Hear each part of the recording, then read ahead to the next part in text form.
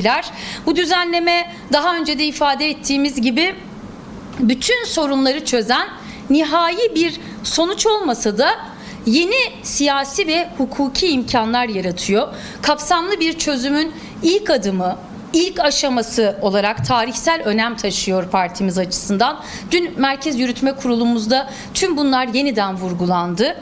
İlk adımı önemsemek, tamamlanması gereken yanları görmezden gelmeyi gerektirmiyor. Aksine ilk adımı önemsemek, tamamlanması gereken yanlarında daha çok vurgulanması gerektiğini de içeriyor bizim için. Eksikleri eleştirmek de bunun değerini azaltmıyor. Tümüyle bu eksikler nedeniyle bu yasaya sırt çevirmemiz de gerekmiyor. Bunu reddetmek de gerekmiyor.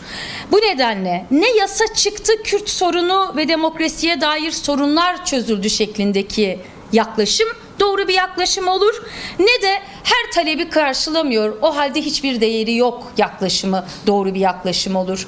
Biz yasa çıktı, Kürt sorunu ve Türkiye'nin demokratikleşmesine çok ciddi bir yol açıldı. O yüzden bu yolda yürümeyi teklif ediyoruz. Birlikte yürümeyi, birlikte mücadele etmeyi teklif ediyoruz. Bu yüzden evet dedik ve bu yüzden de bu yönlü uygulamaları böyle karşılamak gerektiğine inanıyoruz ve bunu sıkça tekrar ediyoruz. İlk defa somut şekilde hukuki bir mekanizmanın da işlediği bir yasa sürecine girdi Türkiye. Daha net ifade etmemiz gerekirse 100 yıllık bir meselede ilk kez hakikaten hukuki bir adım var. Bunun farkının ve öneminin değerini biliyoruz.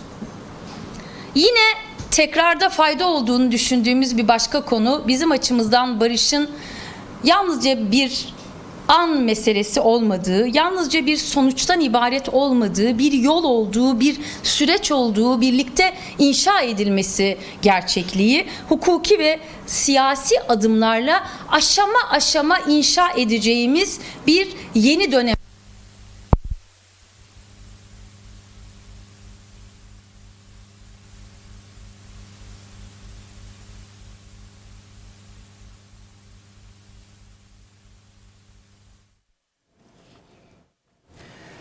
Evet değerli izleyiciler, DEM Parti Sözcüsü Ayşegül Doğan Partisi'nin genel merkezinde çerçeve yasaya ilişkin değerlendirmelerde basın açıklaması gerçekleştiriyor. Şu dakikalarda özellikle çerçeve yasaya ilişkin eleştirilere ilişkin şu anda konuşmasına böyle başladı.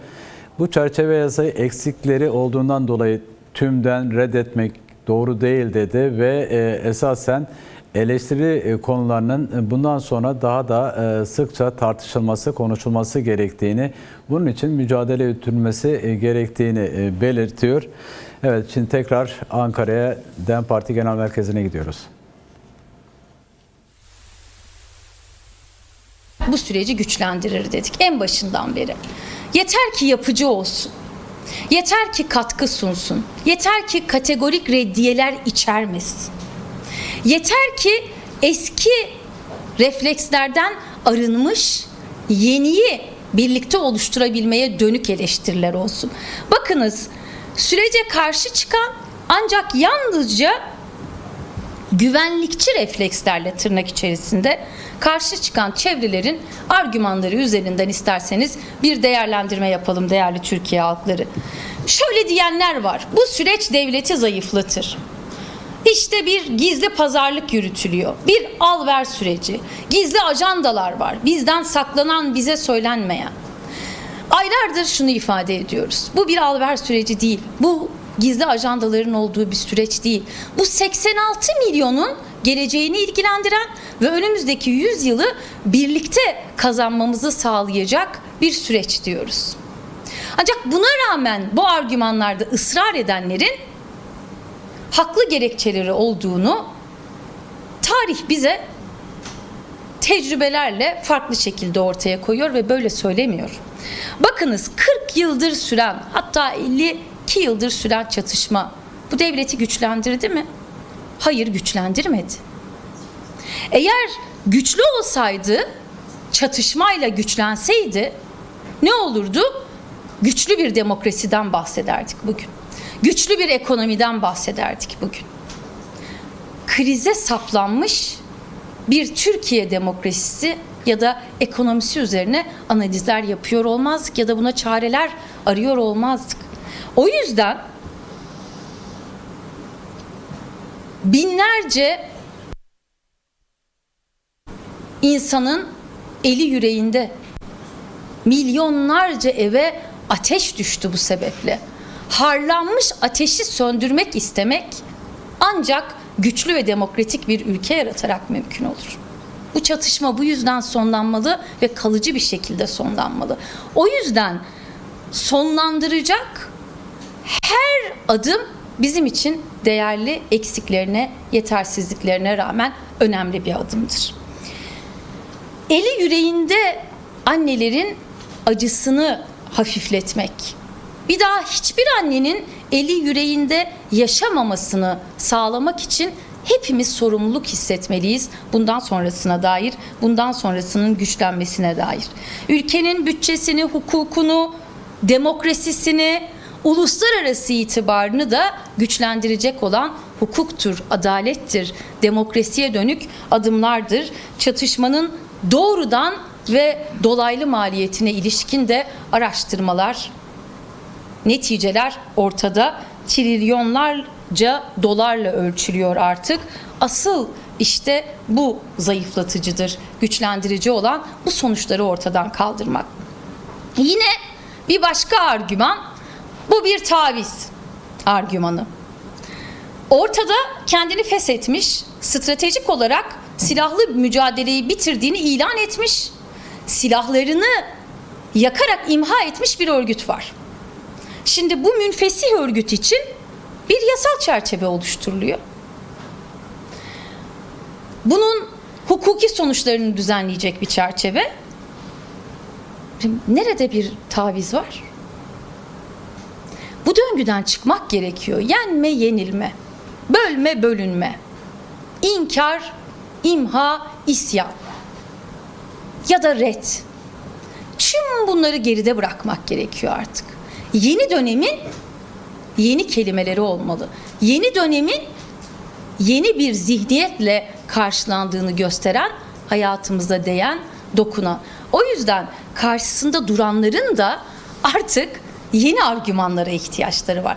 Aksi takdirde öne sürdükleri her şey ne yazık ki yalnızca hamaset olarak algılanır, siyasetsizlik olarak algılanır, sürece kategorik karşıtlık olarak algılanır ve esasa dokunmayan, görmeyen, reddeden çatışmaya, kana ne yazık ki gözyaşının akmasına dönük bir gayret olarak algılanır. Böyle algılanmaması için yeni siyasetler üretmek, yeni siyaset üretmek gerekiyor. Mesela sürecin hiçbir yerinde hiçbir zaman ayrılıkçı bir talep dile gelmedi. Oysa bazıları çıkıp ne diyorlar? Sanki böyle bir ülke bölündü, bölünecek gibi bir takım propagandalar yapmaya çalışıyorlar. Bunların karşılığı yok. Bir ayrılık talebi yok. Aksine birleşme, bütünleşme, yasanın adında olduğu gibi, komisyonun adında olduğu gibi mecliste kurulan ve bu birliği ve beraberliği güçlendirmeye dönük adımlar atılıyor. Bu ortak geleceğimizi güçlendirmeye dönük adımlar.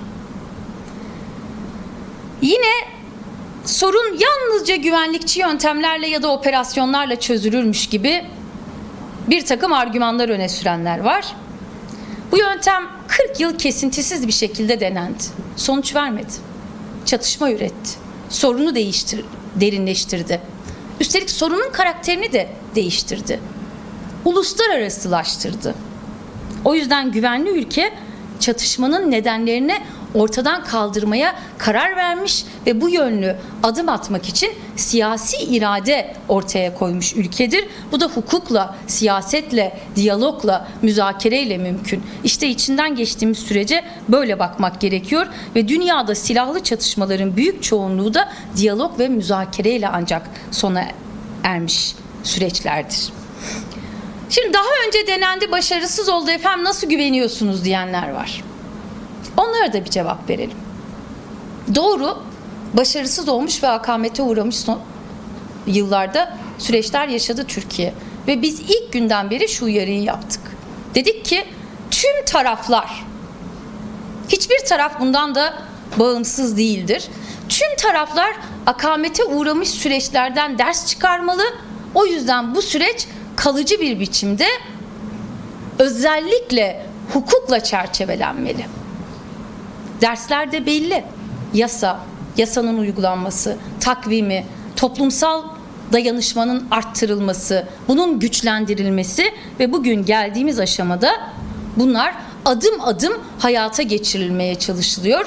İstenilen hızda olmasa da, zaman zaman inişleri çıkışları olsa da, doğrusal bir hatta ilerlemese de, bazen durağan bir hal, bazen daha tempolu bir hal alsa da bunun bir şekilde rayına oturması için, ritminde ilerleyebilmesi için çaba sarf ediliyor. Bu çabayı görmezden gelmemek gerekiyor. Şimdi bakınız, yasa var. İzleme için meclis var, meclisin iradesi var.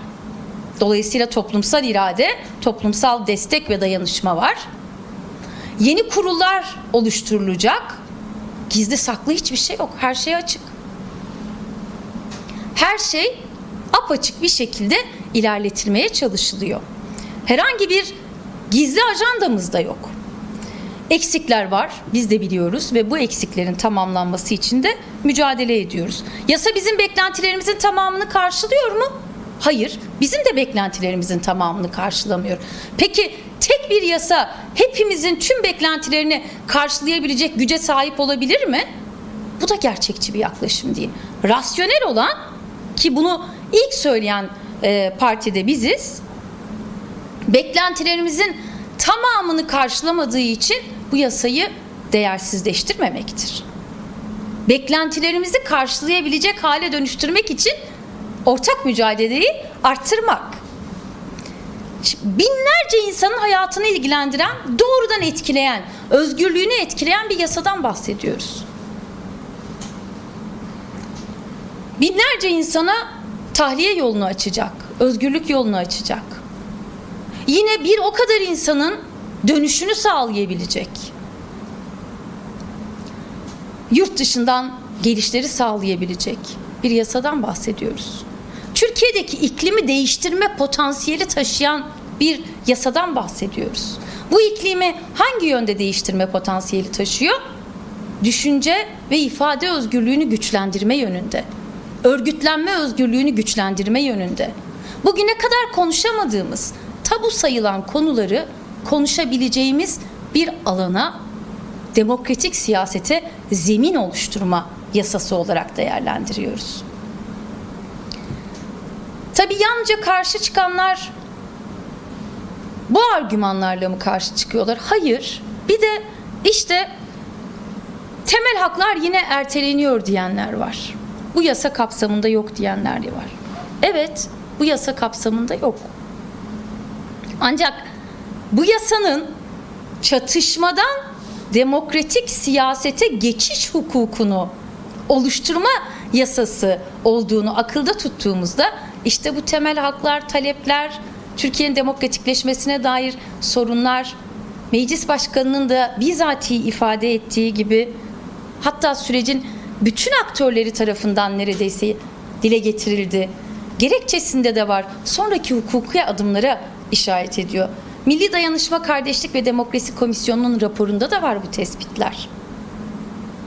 Bunlar daha sonra tartışılmayacak, kayda geçmeyecek ya da olmayacakmış gibi davranmak yine kategorik reddiye olarak algılanır.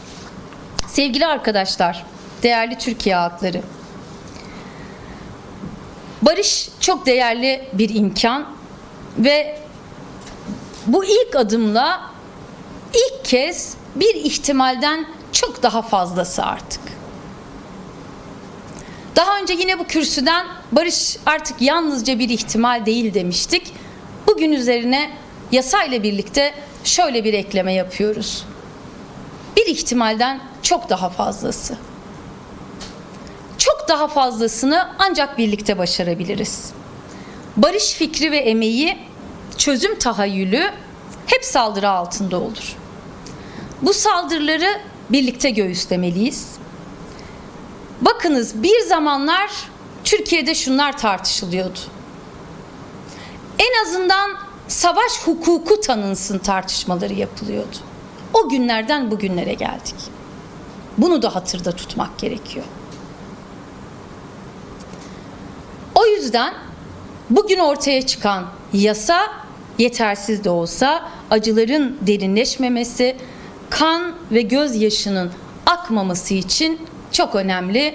Çıkmaz bir yoldan bizi yeni bir kapıyla bambaşka yeni bir hayata taşıyabilecek potansiyeli bağrında taşıyan bir yasayla karşı karşıyayız. Yıllardır içinde kıvrandığımız bu döngüden çıkmaya çalışıyoruz. Biz pedalı her zaman barış ve demokrasi yönünde çevirmeye devam edeceğiz ve pedalın hep bu yönde dönmesi için de çabaları arttırmaya devam edeceğiz.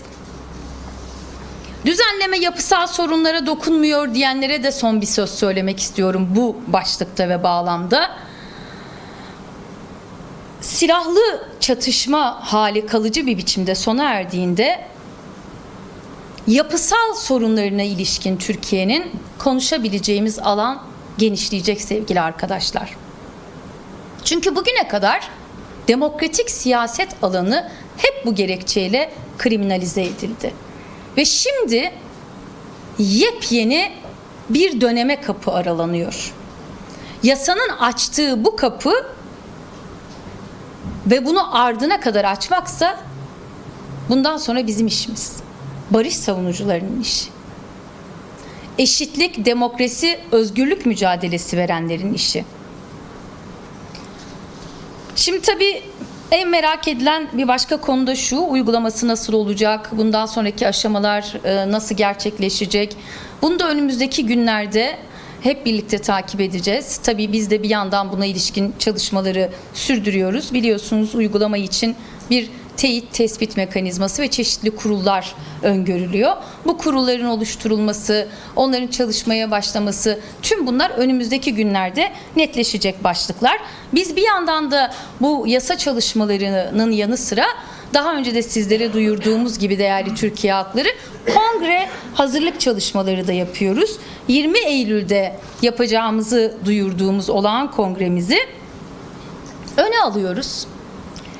Yeniden yapılanma döneminin başlangıcı olarak kongremizi delegelerimizle birlikte 6 Eylül'de Ankara'da Nazım Hikmet Kültür Merkezi'nde yapmaya karar verdik.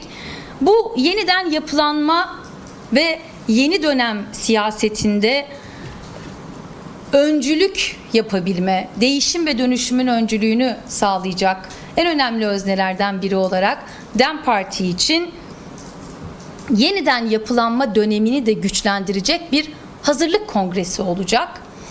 Epeydir bu konudaki tartışmalarımız sürüyordu. Biliyorsunuz, yine sizlerle daha önce paylaştık bunu. Çeşitli komisyonlarımız oluştu kongre hazırlığını yapabilmek için. Kongre hazırlık komisyonumuz, mutabakat komisyonumuz ve genişleme komisyonumuz, yine program ve tüzük komisyonumuz çalışmalarını sürdürüyor. Aynı zamanda il konferansları gerçekleştirdik, bölge konferansları gerçekleştirdik. Bir yandan bu yasayla ilgili hazırlıkları ve yasa sonrası hazırlıkları tamamlamaya çalışıyoruz ve buna dair planlamalar yapmaya çalışıyoruz. Öte yandan da kongre çalışmalarını güçlendirmeye çalışıyoruz. Ve 6 Eylül'de Ankara'da Nazım Hikmet Kültür Merkezi'nde gerçekleştireceğimiz kongremizle de yeniden yapılanma döneminin startını vermiş oluyoruz. Bunu da buradan duyuralım. Tekrar ediyorum, 6 Eylül'de Ankara Nazım Hikmet Kültür Merkezi'nde olağan kongremizi delegelerimizle birlikte gerçekleştireceğiz. Bir yandan da yeni halk buluşmalarına hazırlanıyoruz. Hep sahada olan bir siyasi partiyiz. Yeniden yeni planlamalarla sahada olacağız. Bu defa yasayı anlatacağız. Yasanın gereklerini, uygulamasını, bundan sonra oluşabilecek riskleri ortadan kaldırabilmek için hep beraber ne yapmamız gerektiğini konuşacağız ve partimizin yol haritası her zaman olduğu gibi sahadan çıkacak, sahadan güçlenecek. Farklı toplumsal kesimlerle buluşacağız. Eş genel başkanlarımız, Merkez Yürütme Kurulu üyelerimiz, parti meclisi üyelerimiz, milletvekili arkadaşlarımız, zaten ağırlıklı olarak sahada çalışan bir siyasi partiyiz. Yeniden sahada yeni planlamalar için buluşacağız. Biliyorsunuz yine ilk günden beri bu süreci kadınlarla, gençlerle birlikte örgütledik ve özellikle kadınların ve gençlerin katılımını ne kadar önemsediğimizi her defasında dile getirdik. Barış ve demokratik toplum sürecinin başarıya ulaşabilmesi için hem farklı toplumsal kesimler, başta kadınlar ve gençler olmak üzere, hem de bu çerçevede yine farklı kesimlerle buluşmalar bizim için olmazsa olmaz oldu. Hatta bu bağlamda yasa çalışmalarında özellikle dünya çatışma çözümü deneyimlerinden de edindiğimiz, Milli Dayanışma, Kardeşlik ve Demokrasi Komisyonu'nda yapılan dinlemelerde de sıklıkla ifade edildiği gibi kadınların ve gençlerin aktif bir biçimde içinde yer aldığı çözüm ve barış süreçleri genellikle daha başarılı olmuş. O yüzden biz kadınların ve gençlerin bu sürece katılımını çok önemsiyoruz. Aynı zamanda mecliste kurulacak kurullarda da kadınların temsiliyetinin olmazsa olmaz olduğunu düşünüyoruz. Bu konuda yarın Kadın Meclisi Sözcümüz Halide Türkoğlu geniş bir açıklama yapacak. Şimdilik yalnızca bu kadarına değinmiş olayım. Ama kadınlarla buluşmalar ve kadınların temsiliyetinin partimiz açısından öneminin dün Merkez Yürütme Kurulumuzda da tartışıldığı üzere bugün burada altını çizmek isterim. Merkezi Örgütlenme Komisyonumuz önümüzdeki dönem yapılacak buluşmalarla ilgili planlamayı bilahare zaten duyuracaktır. Bizler de sizlerle paylaşacağız. Türkiye'nin her bölgesinin en büyük illerinde eş genel başkanlarımızın ve Merkez Yürütme Kurulu üyelerimizin katılımıyla gerçekleşecek büyük buluşmalara hazırlanıyoruz bu süre içerisinde. Eğer sizin sorularınız yoksa ben basın toplantısını burada sonlandırmak istiyorum diyordum ve buyurun Berfin Hanım. Şöyle, bugün de İmralı heyeti Cumhurbaşkanı ile görüşmeye gidecek saat 16'da. Sizin elinizde şu an çerçeve yasanın nasıl uygulanması gerektiğine dair bir takvim var mı? Yoksa bu görüşme sonrasında bu takvime dair bir şeyler netleşecek mi? Şimdi takvime ilişkin aslında biliyorsunuz bazı kurulların kurulması gerekiyor. Aşağı yukarı ne olacağı belli ama yol haritası ve netleşmiş bir takvim henüz yok. Evet, bugün DEM Parti İmralı heyeti Cumhurbaşkanı Erdoğan'la görüşecek ve tabii ki son gelişmeler değerlendirilecek. Ancak takvime ilişkinse yasada da olduğu gibi bir teyit, tespit ve Milli Güvenlik Kurulu kararından sonraki bir zamana işaret ediliyor. Biz bir an önce uygulamaya geçilmesi gerektiğini düşünüyoruz. Zamana yayılmaması gerekiyor. Zamana yayıldıkça riskler artabiliyor. Riskler artmasın diye en başından beri ifade edildiği üzere kamuoyunun aşina olduğu bir kavrama dönüştü. Sürecin enfekte olmaması için tabii gereken her şey gerektiği süre içerisinde yapılmalı, uygulanmalı. Beklentiler bu anlamda karşılanmalı. Bir sorum Buyurun. olacak. Diğeri de kulislerde Selahattin Demirtaş'ın Eylül ayında çıkması bekleniyor ifadeleri var, iddiaları var. Sizin bu konudaki değerlendirmeniz nedir? Bununla ilgili bir gelişme acaba var mı? Neden böyle bir tarih direkt belirlendi? Şimdi kulislerde çok şey konuşuluyor. Siz Demirtaş'ın tahliyesiyle ilgili sordunuz. İşte bu kulisler ve iddialar yerine gerçekler üzerine konuşabilmek için yasanın uygulama aşamasına ilişkin takvimi görmek gerekiyor. Kurulların oluşmasının takviminin kamuoyuyla paylaşılması gerekiyor. Yasanın işte pazartesi günü geçti meclisten henüz yasa. Hızla bununla ilgili çalışmalar yapılacaktır. Ama Demirtaş'la ilgili sorunuza şöyle bir ek yapmak isterim. Şimdi ne Demirtaş'ın ne Yüksekdağ'ın içeride kalmasını gerektirecek bir hukuki neden yok. Bunu açık açık her zaman ifade ettik. Bir daha vurgulamak isterim. Siyasi nedenleri ortadan kaldırmak için bir sürecin içerisindeyiz ve o halde buna uygun bir şekilde davranılmalı. Kulislere, iddialara, çıktı çıkacak, geldi gelecek, geliyor gelmekte olan gibi haberlere mahal vermek yerine ne yapmak gerekiyor? Zaten ahim kararları var sevgili arkadaşlar, değerli Türkiye halkları.